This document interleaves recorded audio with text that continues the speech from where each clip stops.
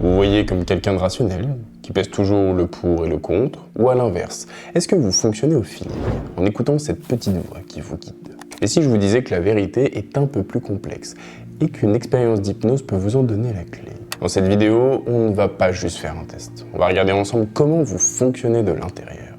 Vous allez découvrir si vous êtes plutôt du genre émotionnel ou analytique. Savoir cela est une véritable clé. Une clé qui peut non seulement vous aider à mieux vous comprendre, mais aussi à rendre des approches comme l'hypnothérapie beaucoup plus efficaces sur vous. Salut, moi c'est Rémi, je suis hypnothérapeute et infirmier et depuis maintenant plus de 6 ans, je me suis spécialisé dans la résolution de l'anxiété généralisée et ses troubles associés via l'hypnothérapie. J'ai eu l'occasion d'accompagner des centaines de patients qui venaient avec comme crainte principale de ne pas parvenir à aller facilement en état hypnotique.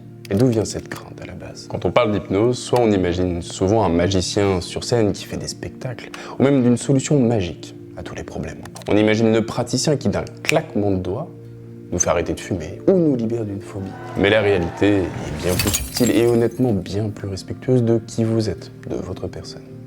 L'idée qu'un seul script, qu'une seule méthode fonctionne pour tout le monde, c'est un mythe. Et c'est d'ailleurs souvent pour ça que certaines personnes disent « sur moi, ça n'a pas marché ». En soi, il est possible de faire 1000 fois la même séance à 1000 personnes différentes et on se retrouvera avec 1000 résultats uniques. Cependant, si je fais 1000 fois strictement la même séance sans l'adapter, il est certain que des personnes ne se sentiront pas concernées ou n'auront pas de résultats. Le vrai souci, ce n'est pas que l'hypnose ne marche pas, c'est de croire qu'il n'y a qu'une seule façon de la pratiquer. Imaginez, vous voulez indiquer un chemin à 2 amis, le premier est un artiste, il pense en images, en sensations. Vous allez lui dire, tu vas voir un grand chêne magnifique, tu tournes à gauche et tu continues jusqu'à sentir l'odeur des pins, et tu y seras.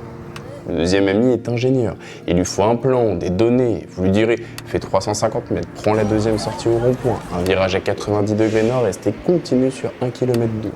Les 2 chemins mènent au même endroit, mais sont expliqués dans des langages totalement différents. Et essayer d'expliquer le chemin à l'ingénieur avec des odeurs serait frustrant. Donner des coordonnées GPS à l'artiste le laisserait complètement perplexe.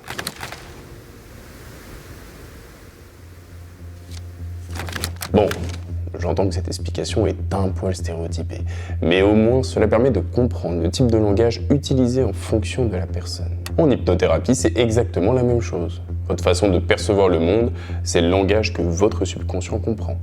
Si un hypnothérapeute utilise une approche très sensorielle avec une personne au profil très analytique, il risque de se heurter à un mur de questions. Pourquoi je dois imaginer ça? Comment ça marche au juste? Est-ce que je le fais correctement? Le mental analyse tout et empêche le lâcher-prise. A l'inverse, si on explique le processus de façon très technique à une personne très émotionnelle, on risque de la sortir de ses ressentis, de la couper de son intuition. C'est pour ça qu'il est si important de connaître votre profil. Savoir si vous penchez du côté émotionnel ou analytique, c'est la différence entre essayer d'ouvrir une porte avec une clé au hasard et utiliser la clé faite sur mesure pour votre serrure. Alors, comment expliquer ces 2 langages si différents dont on parlait? On ne possède pas un, mais bien 2 systèmes de pensée qui fonctionnent en parallèle. Un système émotionnel et un système analytique. Ce sont les 2 moteurs de votre esprit. Le système émotionnel, c'est votre pilote automatique. Il est rapide, instinctif et fonctionne sans effort conscient. C'est lui qui vous fait retirer votre main d'une plaque chaude avant même que vous ayez eu le temps d'y penser. Il traite l'information de manière globale à travers des images, des sensations, des intuitions. C'est le siège de votre créativité, de votre empathie, de cette petite voix qui vous donne un feeling sur une situation. Il ne parle pas avec des données factuelles, il parle avec des ressentis. Le système analytique, lui, c'est votre pilote manuel. Il est plus lent, délibéré et demande de la concentration. C'est celui que vous activez consciemment pour résoudre un problème de maths, planifier vos vacances ou peser le pour et le contre d'une décision importante. Il décompose les problèmes, analyse les étapes, cherche la logique, les liens de cause à effet. Il a besoin de structure, de faits, de données claires. Il est crucial de comprendre que personne n'est 100% l'un ou l'autre. Vous possédez ces 2 systèmes. La question est, lequel de ces systèmes est votre mode par défaut? Lequel prend les commandes le plus souvent, surtout quand vous êtes face à la nouveauté ou au changement? Certaines personnes vont d'abord ressentir une situation, puis l'analyser ensuite. D'autres vont d'abord analyser et ne se laisseront ressentir les choses qu'une fois qu'elles les auront comprises. En hypnose, le but est de parler le bon langage pour que le message soit reçu 5 sur 5 par votre subconscient. Maintenant que l'on sait tout ça, la véritable question est quel est votre propre système par défaut? Le test qui suit est une expérience guidée, une sorte d'hypnose légère, il n'y a rien à réussir, juste à observer. Observez comment vous réagissez, ce qui vous parle le plus. Installez-vous confortablement, là où vous ne serez pas dérangé. Coupez les notifications. Asseyez-vous le dos droit mais détendu, les pieds bien à plat et quand vous êtes prêt, on peut commencer. Juste avant qu'on ne démarre l'expérience, si vous aimez cette vidéo, pensez à vous abonner pour ne pas rater les prochaines sorties, ainsi qu'à liker et commenter. Je répondrai à vos remarques avec grand plaisir. Parfait. Maintenant que vous êtes bien installé, prenez une grande inspiration par le nez et soufflez tout doucement par la bouche, comme sur la flamme d'une bougie que vous ne voulez pas éteindre. Encore une fois, inspirez et en expirant, laissez toutes les tensions de la journée partir avec votre souffle. Sentez vos épaules se relâcher, votre mâchoire se desserrer. Et vous pouvez commencer dès maintenant à fermer les yeux. Je vais vous proposer 2 petits voyages, 2 chemins. Observez simplement lequel vous semble le plus naturel, le plus facile. Il n'y a pas de bonne ou de mauvaise réponse, juste votre expérience personnelle. Portez maintenant votre attention sur votre main droite ou gauche, peu importe. Choisissez une main et prenez simplement conscience de celle-ci. Et demandez-vous si vous pouvez commencer à imaginer, juste imaginer, qu'un fil de lumière doré très léger est attaché à votre poignet, un fil fin et solide qui monte jusqu'au plafond et bien plus haut encore. Ce fil commence à tirer votre main vers le haut, tout doucement, à peine perceptible au début. C'est une sensation de légèreté qui envahit vos doigts, comme si votre main était un ballon rempli d'hélium qui a envie de s'envoler. Observez cette sensation. Peut-être que votre main se soulève vraiment, millimètre par millimètre, ou peut-être que c'est juste une sensation intérieure, une envie de monter. Ressentez cette traction douce, cette chaleur agréable qui vient avec la lumière, cette envie de flotter. Peut-être même que vous pouvez sentir l'air glisser sous la paume de votre main. Laissez faire, ne forcez rien. Observez ce que vous ressentez et comment votre corps réagit ou pas. Il n'y a rien à réussir, juste à ressentir. Et laissez cette sensation s'en aller. Laissez votre main retrouver sa place tranquillement. Prenez une note mentale de ce que vous avez ressenti. Était-ce facile à imaginer? Avez-vous senti la légèreté, la chaleur? Est-ce que votre main a bougé? Ok. Maintenant, on va essayer le 2e chemin. Prenez à nouveau une grande inspiration et expirez. Je vais vous demander de penser à un petit problème, un défi simple. Une question que vous avez en ce moment. Pas un grand drame, juste un petit nœud. Par exemple, comment je pourrais organiser ma journée de demain pour être plus efficace ou plus apaisé? Ou c'est quoi la première étape logique pour lancer un projet ou ce projet? Imaginez maintenant que vous êtes face à un grand tableau blanc, tout propre.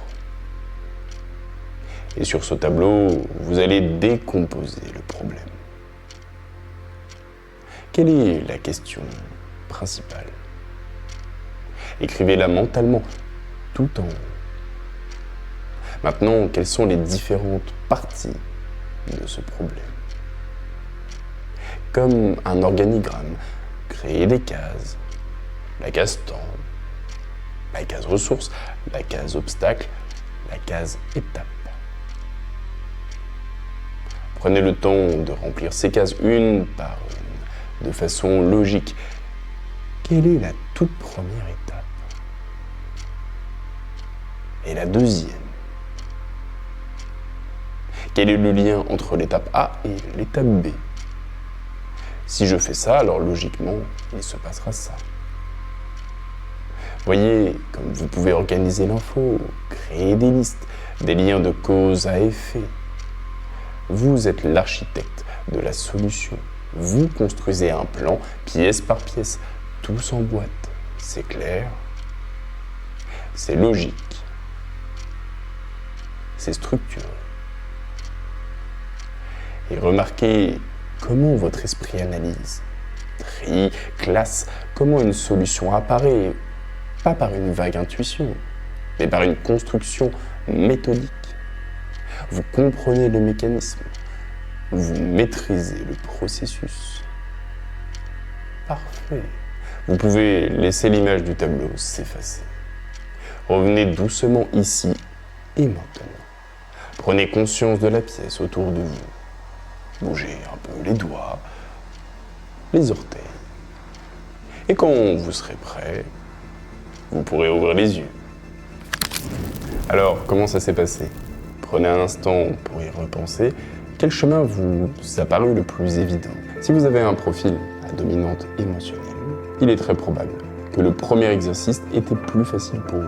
Vous avez peut-être vraiment senti votre main devenir légère ou même se soulever. L'image de la lumière dorée, de la chaleur a suffi à votre subconscient pour créer une sensation. Vous n'avez pas eu besoin de vous demander comment ça marche, vous avez juste joué le jeu et vous vous êtes laissé porter. Les personnes à dominante émotionnelle fonctionnent beaucoup au ressenti, à l'intuition. Leur défi parfois c'est d'être un peu submergé par leurs émotions, de se sentir comme une éponge. En thérapie, un bon accompagnement les aide à faire de cette sensibilité une force, à canaliser leurs émotions pour qu'elles deviennent des alliés. Concernant les séances d'hypnothérapie sur cette chaîne, il est possible d'être à l'aise dans à peu près toutes celles disponibles. Pour maximiser vos résultats, je vous conseille les séances avec la mention émotionnelle, qui vont utiliser une induction basée sur le ressenti, sur les émotions.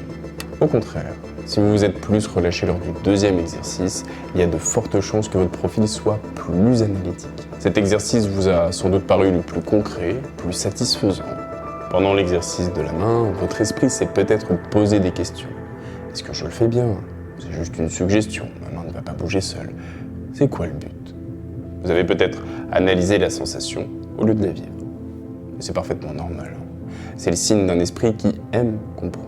L'exercice du tableau blanc, par contre, a dû vous parler davantage. Structurer, organiser, planifier, comprendre les rouages d'un problème pour le résoudre, c'est votre mode de fonctionnement.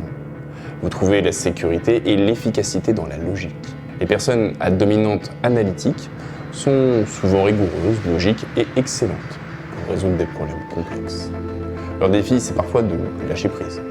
Leur mental très actif a tendance à tout analyser, y compris leurs propres émotions, ce qui peut les couper de leur ressenti. Faire confiance à l'inconnu peut être difficile. En hypnose, le but, pour elle, sera d'apprendre à faire confiance au processus, souvent en le comprenant d'abord. Concernant les séances d'hypnothérapie sur cette chaîne, vous serez plus à l'aise avec les séances ayant une induction analytique. Pour maximiser vos résultats, je vous conseille les séances avec cette mention, qui vont utiliser une induction basée sur la compréhension et la logique. Bien sûr, personne n'est 100% l'un ou l'autre, c'est une préférence, une tendance. On peut être un ingénieur qui adore la poésie ou un artiste hyper organisé. L'important, c'est de reconnaître votre langage par défaut. Faites des tests et voyez les séances qui vous conviennent. Que vous soyez plutôt émotionnel, guidé par le cœur, ou plutôt analytique, piloté par la logique, sachez que ces deux facettes sont des forces. Connaître votre profil, c'est savoir choisir les outils qui marcheront le mieux pour vous. En soi, c'est vous connaître un peu mieux et apprendre à écouter votre subconscient. Si ce que vous avez entendu aujourd'hui résonne en vous, n'hésitez pas à partager et à liker. Comme dit précédemment, vous pouvez utiliser l'espace commentaire pour poser des questions, faire des remarques ou simplement faire un coucou. J'y répondrai volontiers. Nous avons réalisé un bout de chemin ensemble, ne forcez pas les choses, écoutez votre petite voix et maintenant, vos paupières deviennent de plus en plus lourdes. À 3, vous vous endormirez. Non, je rigole. Allez, à la prochaine. Salut!